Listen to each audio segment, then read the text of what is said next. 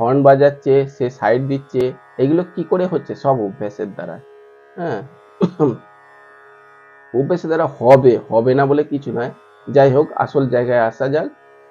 তো তাকে প্রাতকালে যখন আপনি ঘুম থেকে ওঠাবেন, আমি এর আগে বলেছিলাম যে রাত্রি অবধি কিভাবে শয়ন করাবেন, সেটা আমি বলেছি, কিংবা না বললেও যদি না শুনে থাকেন তাহলে এটাতে আর একটুখানি শুনিয়ে দিচ্ছি।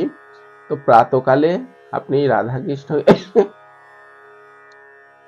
ধৌত করে গঙ্গা জল দিয়া কিংবা রাধাকুণ্ডে শ্যামকুণ্ড রাধাকৃষ্ণকে সোনার পালঙ্কে যে শুইয়েছিলেন তাকে জাগিয়ে তাকে পরিক্রমা করবেন, রাধা রাধা রাধা করে নাম জপ করে পরিক্রমা করে তাকে মানে লাড দুলাল করে রাধে কৃষ্ণকে বলবে, শ্যামসুন্দর এখন ভোর হয়ে গেছে, আপনারা এবার উঠে পড়ুন, এই বলে তাকে মানে লাড দুলাল করতে করতে রাধা রাধা রাধা রাধা, এদিকে রাধা রাধা নাম জপ করতে থাকতেন। ঠিক আছে?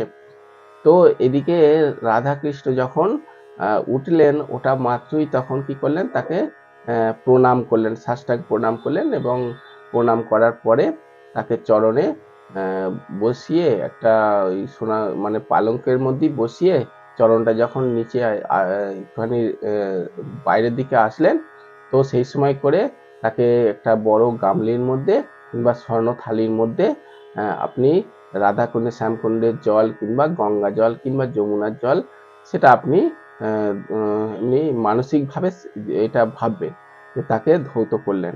তো আমি তো অষ্ট সখীদেরকেও মানে এরকম রূপ ধারণ করে, গোপী রূপ ধারণ করে তাদেরও অষ্ট সখীদেরকেও ধৌত চরণা বৃন্দমানে চরণে ধৌত করে দেয়া করবেন। ঠিক আছে?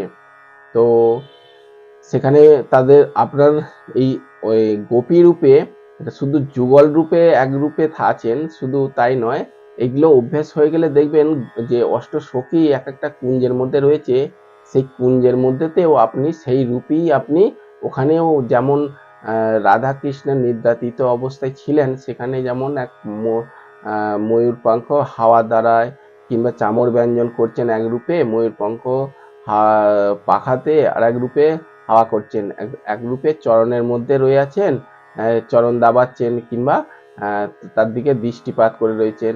তো এইরকম আমি অষ্টগোপীদেরকে এক একজন এক একটা রূপেতে ওখানে বিদ্যমান হয়, আর রাধা কৃষ্ণকে দু রূপে বিদ্যমান থাকে, আর এক রূপে যে মার্জন করা অর্থাৎ ঝাড়ু দেয়া, বাংলা কথা এটা ব্রজবাসীতে মার্জন করা বলে, তো বহরি করা যেটা, তো ঝাড়ু দিয়ে রূপে